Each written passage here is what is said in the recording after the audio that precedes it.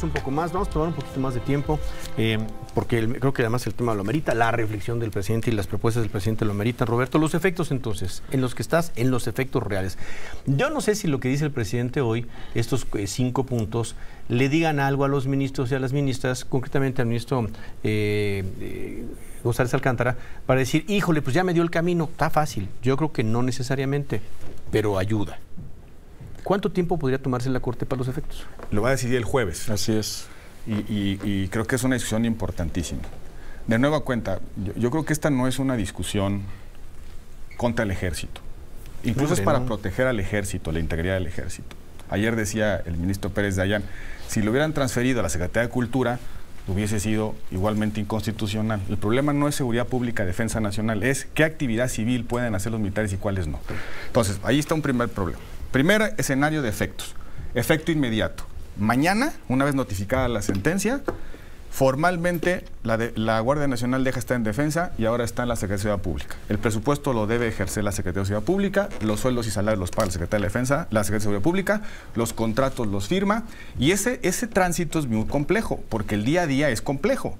¿Cuánto te vas a tardar en sustituir contratos, cambiar asignaciones presupuestales, entregas, recepciones? Es un problema. Porque el que entrega todo ese, perdóname la expresión, todo ese animal se hace responsable de esa institución con todo lo que ya gastó, lo que está gastando, los contratos firmados, los sobreprecios, todo eso.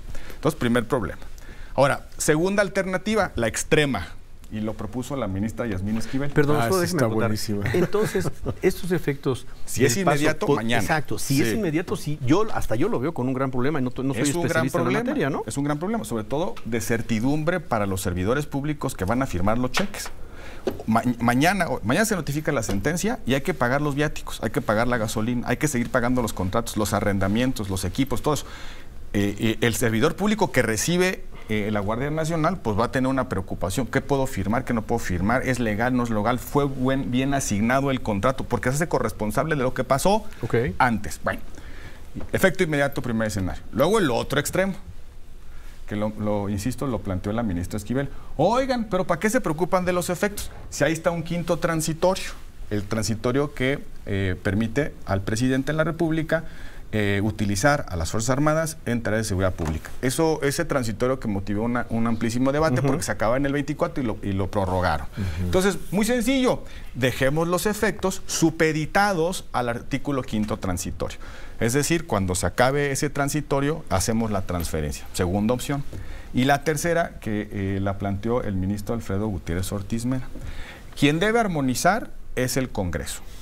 El Congreso tiene que hacer, con base en lo que hemos resuelto aquí, un nuevo modelo para arreglar administrativa, operativa, los controles, digamos, la dinámica del día a día. Entonces el legislador tiene que ajustar estas disposiciones.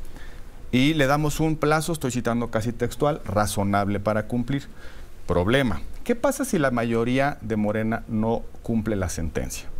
Y como sucedió en el caso de la Cámara de Diputados, cuando el Tribunal Electoral le ordenó reformular la integración de la Comisión Permanente para meter a AMC, y la Cámara de Diputados dijo, no cumplió.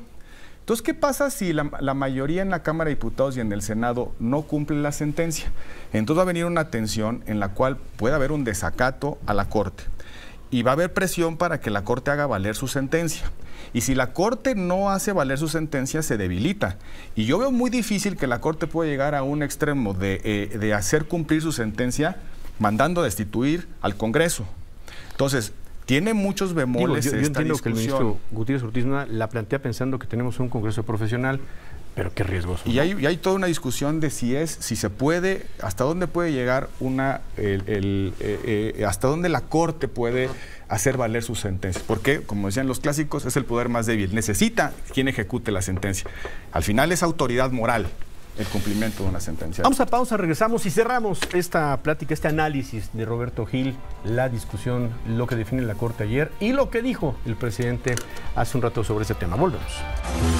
9 de la mañana con 9 minutos. Perdón, es que hace una aclaración el señor Rogelio Ramírez de la O, secretario de Hacienda, que insistió, no es deuda lo de Iberdrola, no es deuda. Y dijo, bueno, ¿saben qué? Ya lo chequé bien y sí, el 49% de la inversión sí es deuda, pero lo vamos a pagar con no sé qué. Bueno, vamos a platicar con Mari Carmen Cortés un poquito más adelante de todo eso, ¿no? Pero es culpa de Calderón, la deuda. Yo creo que de García Luna. De García Luna. ¿No? ¿De quién más tú? Puede ser. Sí. Aunque las plantas de Iberdrola vengan desde Cedillo, pero pues es culpa de Calderón.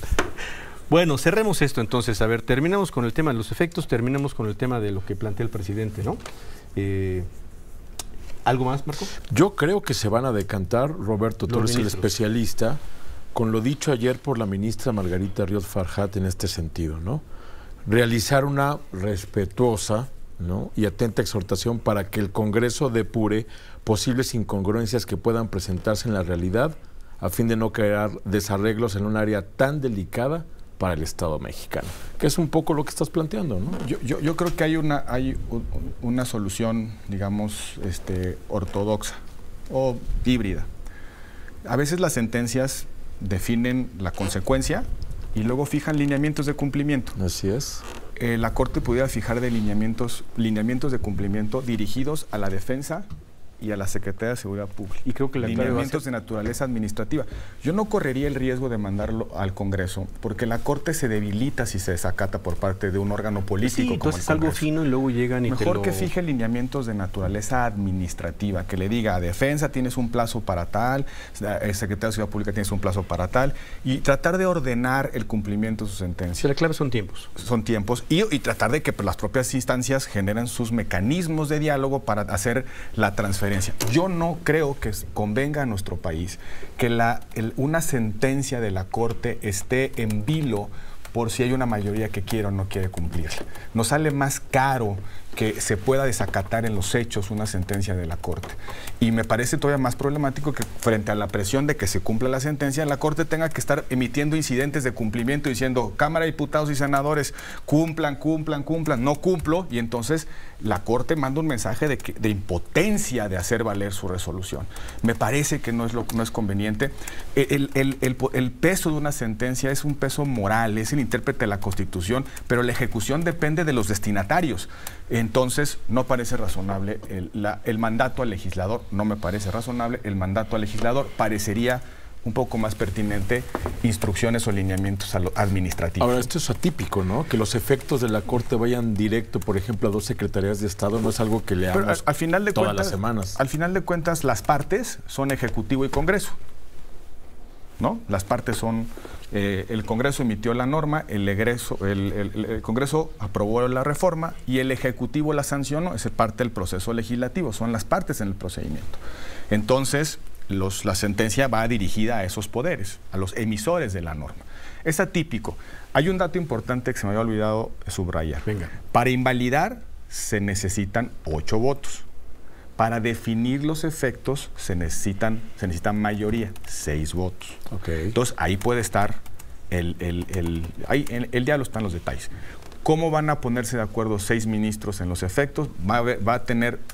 Se requerirá mucha creatividad, pero yo creo que los ministros son sensibles de que esto no es cualquier cosa. No es mañana mándale 150,000 efectivos, la nómina. No, espérense, hay que hacer algún ejercicio.